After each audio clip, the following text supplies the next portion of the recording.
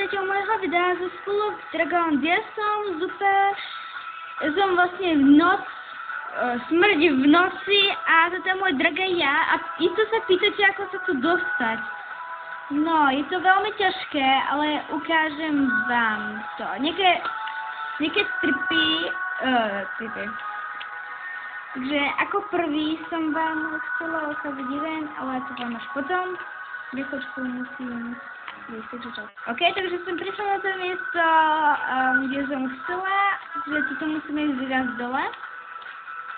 Když drak začne plávať vo vode, musíte ísť dole, tak musíte stlačiť R-ko, ale nevadí. Tak teraz zatiaľ. Keď chcete ísť normálne dole, tak stlačíte medzerník alebo R-ko. To bude ďalší trik.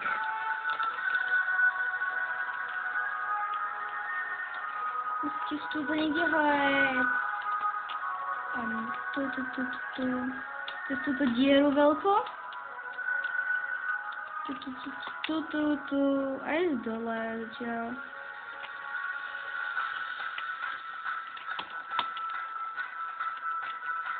Dole, ešte. Asi tuto ešte nižšie. A idem do tej arény, kde inakšie sa hrá Rebel Frenzy. A niekam si to jasne vyšlo. Ako vidíte, sme v aréne. To bude ďalší trik a to je asi aj posledná. Nejako na mňa lietam? Dobre, ide. A toto je taký, som chcela skúsiť plávať pod vodou, ale nejako mi to spravilo úplne niečo iné. Takže zasadneme raz drka. Zasadneme raz. Dobre, teraz tak sa dáme dole.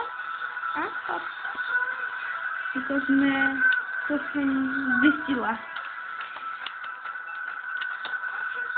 A pre dneska sa s vami lúčim. School of Dragons. Uvidíme sa po ďalšom videu. A zatiaľ čauky. Vlastne. Čau.